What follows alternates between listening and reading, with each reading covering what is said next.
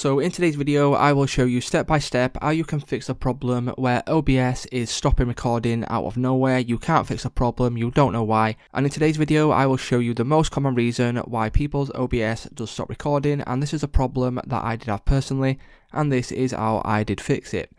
Now once we've got OBS open, right, you'll start recording and after around a couple of seconds to a couple of minutes OBS will stop recording out of nowhere, cutting your recording short, which means you then can't record properly. So what we can do first of all is we can come to the bottom right hand corner and click on the settings option.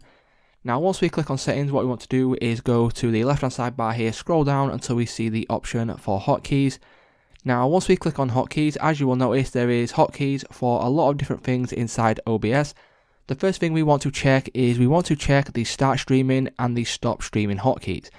What you might notice is that your hotkey might be set to, let's say, F1, or it might be set to, S to stop recording.